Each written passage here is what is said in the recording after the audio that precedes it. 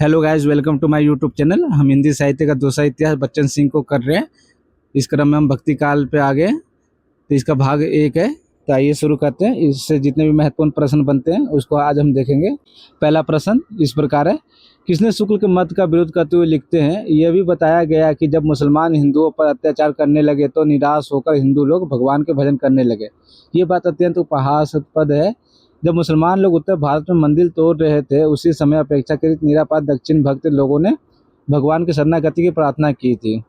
मुसलमानों के अत्याचार के कारण यदि भक्ति का भावधारा को मरना था तो पहले उसे सिंध में और फिर उत्तर भारत में प्रकट होना चाहिए था, पर हुई वो दक्षिण में।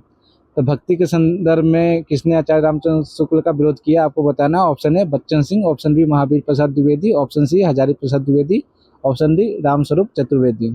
इसका आंसर क्या होगा?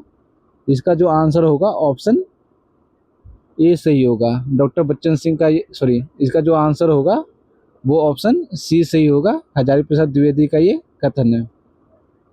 अगला प्रश्न, नानक देव को छोड़कर किसी भक्त कवि ने मुसलमानों के विरुद्ध कुछ नहीं लिखा, ये कथन है। Option A Acharya Ramchandra Shukla, option B Janardan Mishra, option C Ramswaroop Chaturvedi, option D Bachchan Singh. इसका आंसर क्या होगा? इसका जो आंसर होगा ऑप्शन डी सही होगा। बच्चन सिंह का ये कथन है। अगला प्रश्न, खुसरो ने अपनी मसनवी किस ग्रंथ में लिखा है, लोग मुझसे पूछते हैं कि भारत के लिए मेरे मन में श्रद्धा क्यों है। भारत मेरी जन्मभूमि और मेरा देश है। पैगंबर ने कहा है कि अपने देश से प्रेम करना मजहब का एक अंग है।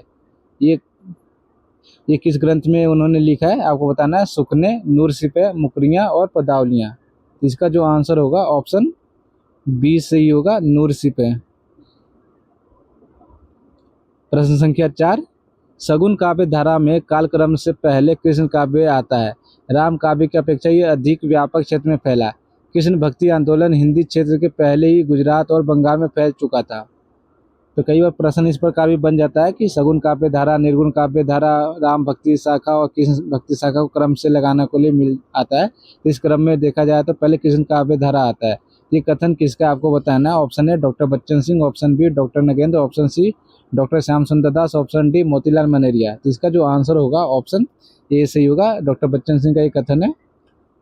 प्रश्न संख्या 5, कृष्ण भक्ति काव्य में निर्गुण मत का डट कर विरोध किया गया। सूर्य ने प्रसंगवत इसका विरोध किया, पर नंददास ने इसके विरोध में एक ग्रंथि लिख डाला। ये कथन किसका है? Option A Ramchandra Shukla, option B doctor Bachchan Singh, option C Ganpati Chandra Gupt, option D Rahul शंकरतायन। इसका आंसर क्या होगा?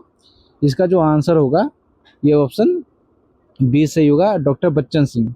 डॉक्टर बच्चन सिंह का ये कथन है।